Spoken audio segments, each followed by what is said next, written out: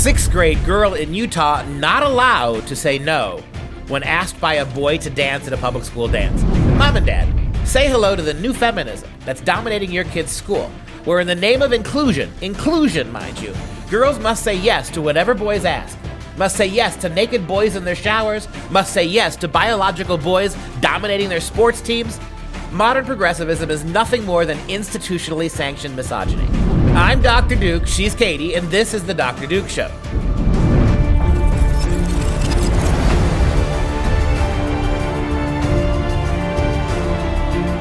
Hello, everyone, and welcome to The Dr. Duke Show, the only program that keeps you educated on the craziness impacting K-12 classrooms and college campuses around the world.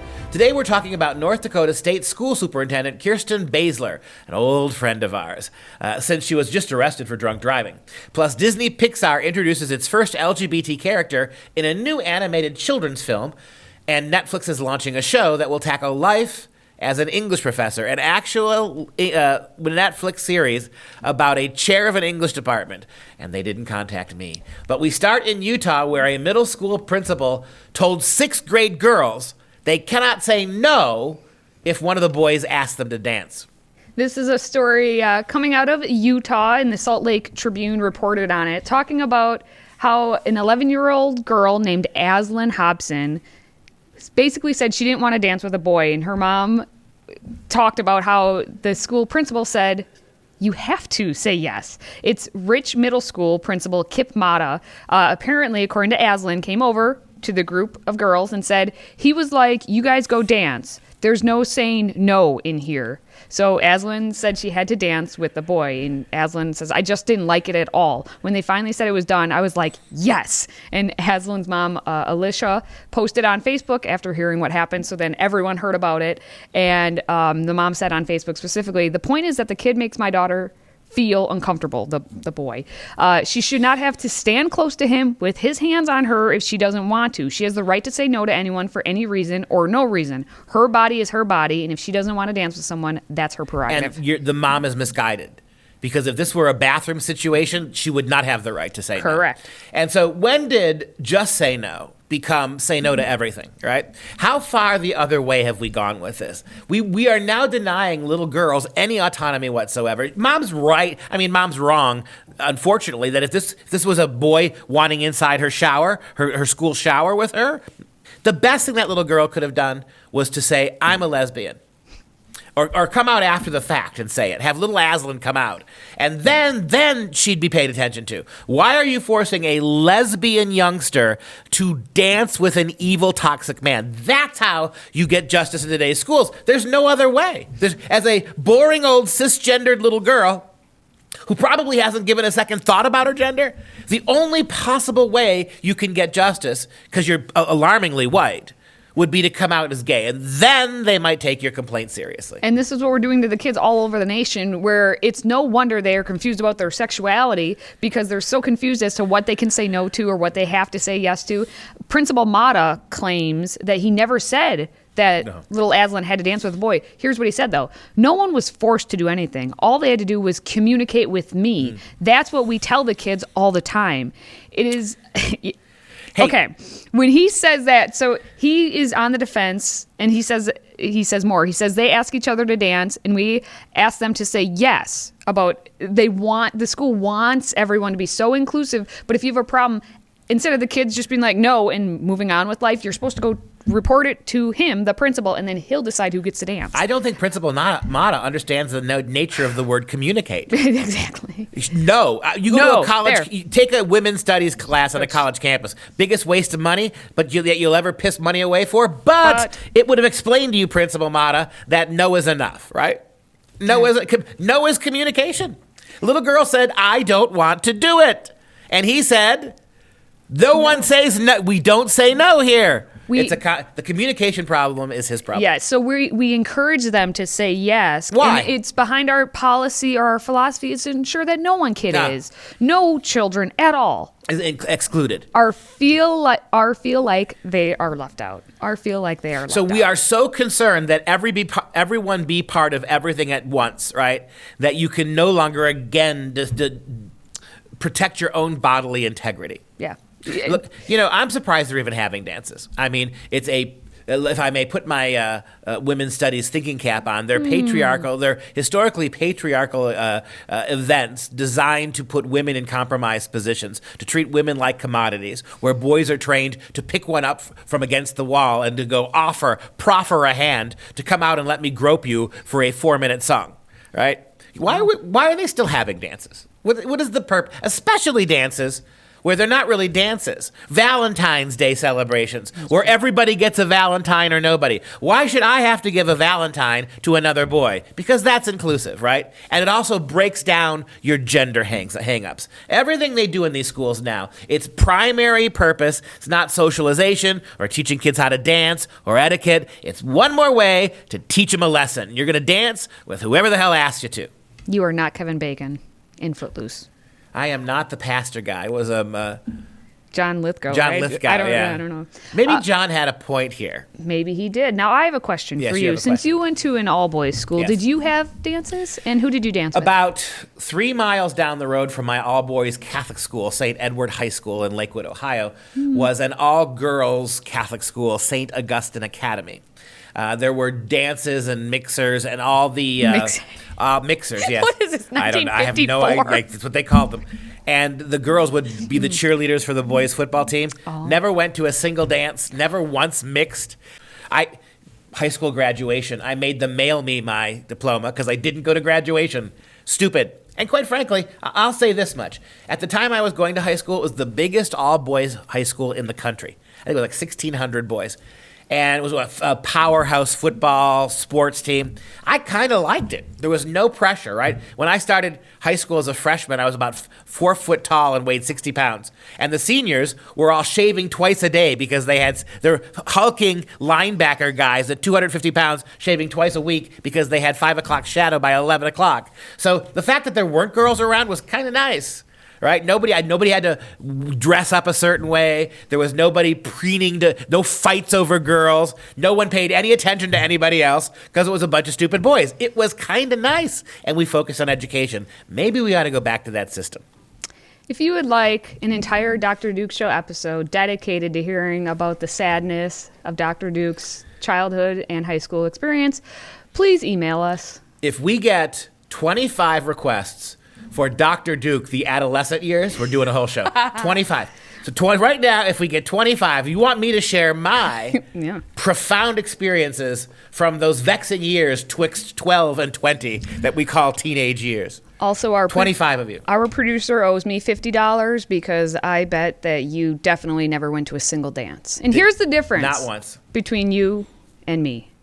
I went to all of my high school dances, Of course you every did. single one, Why and does that I not was surprise me? the very last. It was a game. It was the very last person to leave the gym Every at time. the end of the dance. There you have it, and you see what it does. Going to dances stunts your growth in Pygmalion proportions. Going to dances, kids, will stunt your growth. Did you dance? And my weight. Was your dance car full? And I've mentioned to you before. I was on homecoming court and prom court, yes. And you met your husband in high school? No. No, you didn't. No. That's good because her husband's like, what, 6'11"? 6'7". 6'11". So it's about 6'7". 6'11". He's about 6'11", and she's about 4'5". So that dance I would have liked. It would have been like watching Big Bird dance with Elmo. That would have been amusing. At 25. At our wedding, he did get on his knees and we did dance. 25 requests, and you will get Dr. Duke, the adolescent years. And Katie's going to have to sit here and listen to all of it. 25 of you. I'm calling in the sick. Count begins now. All right, well, something I definitely didn't do after the dances was go drink like some people did, but we have Kirsten Baesler out in North Dakota, who's the state school superintendent. She had just a few drinks on an average Wednesday night. Apparently that's what they do in North Dakota, because at about 10 p.m., this last Wednesday, she was pulled over on a highway in Mandan for driving under the influence. Now, you have some experience with this, Kirsten Baesler. Tell us about that experience. Kristen. She was the superintendent of public schools in North Dakota 9 years ago, right? When we went out there to give some Common Core talks. And, of course, she would attend none of them, but she sent her thugs out. And one of her thugs did a bunch of hit pieces about me on the radio. He's just here to sell school. He teaches at a school. He's just here to sell. Isn't that very North Dakota way? Very North Dakota, like old man. He's just here to sell classes. Everything we said about Common Core in North Dakota turned out to be true. Shocker. I felt, I have no Schadenfreude. Right? Is that what it's called? Schadenfreude. I have no Schadenfreude left for Chris. I remember a couple years ago when she beat up her boyfriend. Remember that one? Geez. She was arrested. And so the only question I do have is, in the entire great state of North Dakota, you don't have anybody more serious about education than this. She's a Republican. If you can, she's a Republican who voted for all the Common Core stuff, right? In other words, she's a fake Republican. But really, seriously, all the way out, is there not a buffalo pelt you could vote for? Is there not an old Indian on a reservation that you could vote for? An oil man, somebody in North Dakota that you could put in charge of the kids' education except Kirsten Baesler? Anybody? Apparently is this the best you got? Apparently. She was released to a responsible party on a promise to appear in court, and there was no mugshot taken, so sorry, you can't see what she looked like that night. Well, we got a picture. There she is. Baesler, of course, because anytime any public official gets DUI or anything, has to come out with some sort of apology and plead to basically be better. She said, I made a serious mistake last night. I let down my team at the North Dakota Department of Public Instruction. I let my family down. I let myself down. And I am deeply sorry for my actions. And this is what's wrong with Kirsten Baesler. Hold on. Do you know who she didn't let down? The kids. There you go. The whole system. Notice how they're not mentioned. I am going to learn from this, seek help, and focus on my well-being and health. So we don't know what's actually going to happen, but yeah, she's been there since 2012. North Dakota? Is this something like you write your name down? So it's one of those things where you put up on all the lamppost of North Dakota, one of those piece of papers with the frayed bottoms, like for guitar lessons, and it says, who wants to be superintendent? And all you got to do is rip one of those off and dial the number. Is that how you get to, is this how you get to be the Department of Education Secretary in New York? Is that how that works? Maybe. Because I can do that. Well, you want to move to North Dakota? I can go out there and I can rip off one of those little tags. Call it up and it's yours. Yeah, maybe. Right. Everyone gets a superintendent job. All right. Well, Disney Pixar is now so woke. So woke that they are now going to finally, after all these years, introduce its first LGBTQ character. Woo! And it's going to be in the new animated film called Onward, where they're going to have the first self-identified lesbian character. Her name is Officer Specter, and she's a Cyclops cop, voiced by an openly gay screenwriter and actress. You can't even give the lesbians two eyes. What kind of discrimination is this?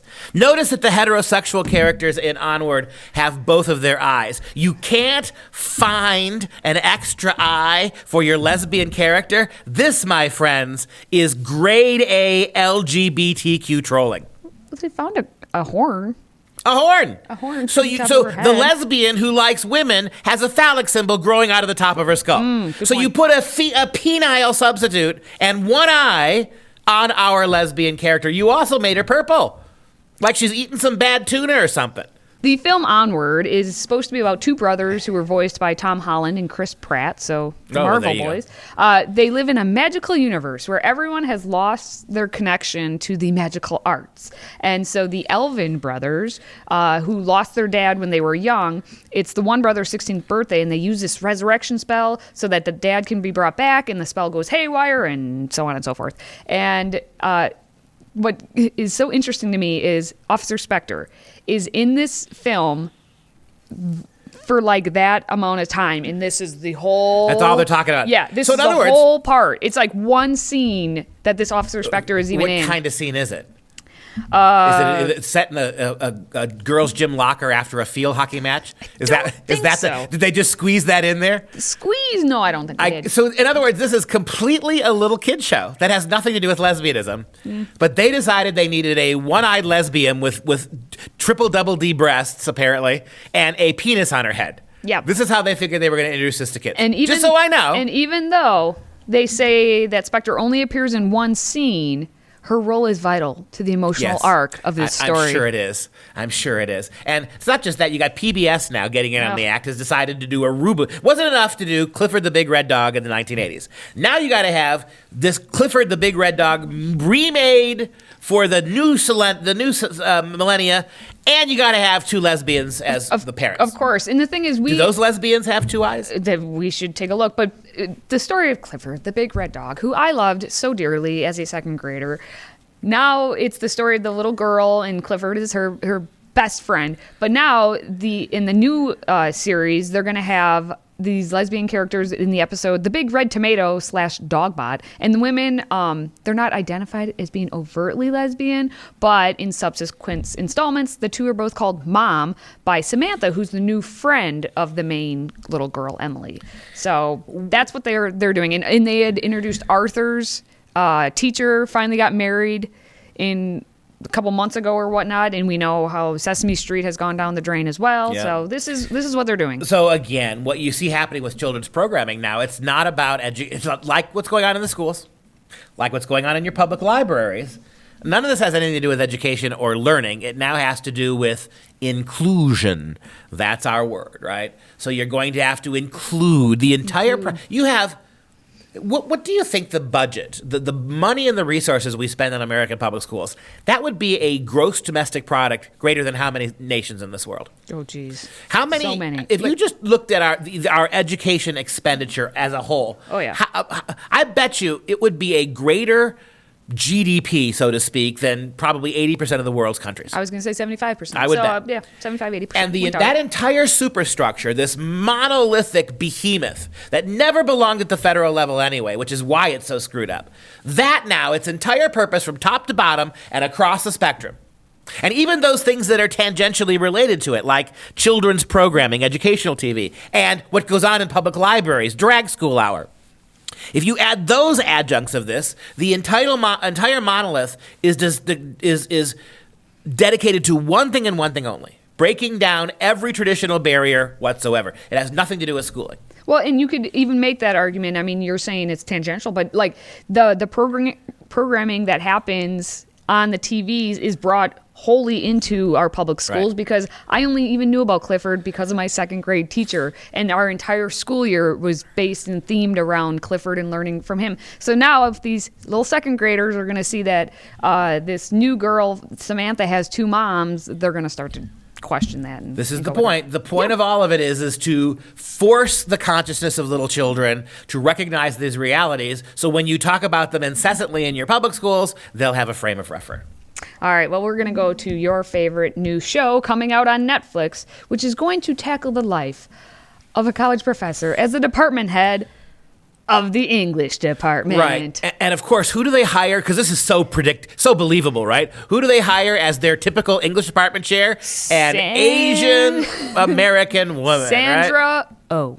Sandra Oh. She is going to be starring as the department chair at a major university in this upcoming Netflix series. And it's going to be basically, I think, a depiction of what happens in your everyday life as an English professor. Here's what's going to happen.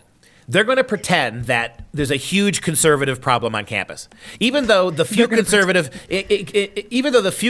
professors that exist keep their mouth shut. I being the exception, sadly, and the college kids who are conservative know to keep their mouth shut. You watch, every episode is going to be a microaggression. It's going to be some slick talking white frat boy who's the villain.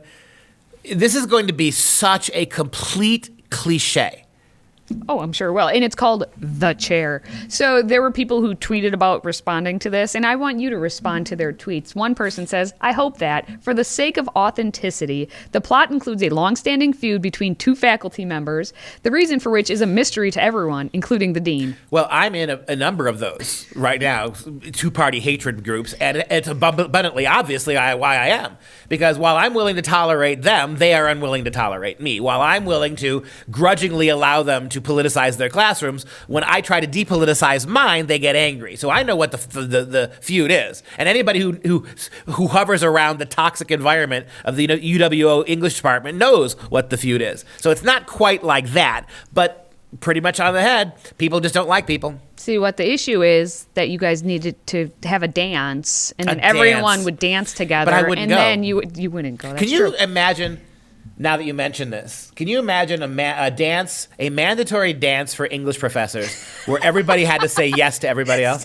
Could you imagine what that would be like? You know what? I would put my money on saying that if you asked every English faculty member how many high school dances did you go to, the cumulative answer would be collectively like 3, because Who just would like ask you, them? no one would go to the dance. No one would ask them. You stayed home with your cat on Saturday night and you read your poetry. That's what happened. I have the excuse of being in an all-boys school, so it's not, Yeah, like I was meeting girls And you're a Mr. all the Girl. time. No, You are a Mr. but I think you're exactly right. The social skills of your typical English professor are pretty low. Yeah. All right. Well, here's another one. Cue the toxic faculty meetings. Oh, and ignoring each other in the department office. So much fun. Yep. Pretty accurate. That is a accurate description of what we do. Only we don't have any Asian Americans working for us. That's true. I should be careful if I say that. Do we? I don't know if we do. I don't think we do. Okay. So we're not woke. Please tell us it doesn't pigeonhole English grads as either brilliant academics or struggling poets toiling away in service jobs. You know who they should have got if they want to make this verisimilitudinous, right? If they wanted to make this true to life, get a really uptight, clenched, angry little white woman and have her teach African American lit, right? So that the contradiction is not paid any attention to, right? Have a completely bald fist of ideological hatred lecturing black kids about their own race. That would be accurate. This is Hollywood fantasy. Now, Sandra Oh could have had some inspiration. We could have provided her some good And if you take a look at the picture of options. Sandra in the picture Mike put up there, she's dressed like she lives on Main Street.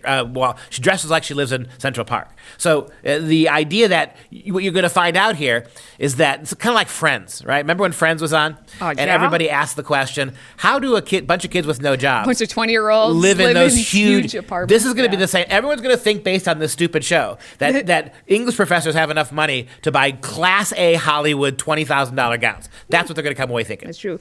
And then the final tweet, on the bright side, people in the future will know there were once English departments. And that's exactly right. The English department is being killed by English professors, by this wanton, ignoble, disgusting, self-centered tendency of English professors to transform their classes into wokeness, to take away the great heritage of our literary traditions going back thousands of years and ignore all that, and to use their classrooms selfishly to push their own politics. That's why English departments are dying, and quite frankly, I couldn't be bothered to get on my knees for mouth to mouth when they do. All right, well, that's a Tuesday. If you like the show, please help us keep others educated by sharing this episode with your family, your friends, on the Facebook, the YouTube, the Twitter, the Parler, email, reenact it with puppets if you must. If you're a fan of the show, and I'm beginning to doubt that if you watch this entire episode, but if you are a fan of the show and you have a business, you're probably too busy to watching the show. You're out making money. But if you're out there and you want somebody to advertise with, visit us. Visit freedomproject.com/advertise. That's freedomproject.com/advertise to learn more. For Freedom Project, I'm Dr. Duke. She's Katie. And until next time, stay educated, my friends.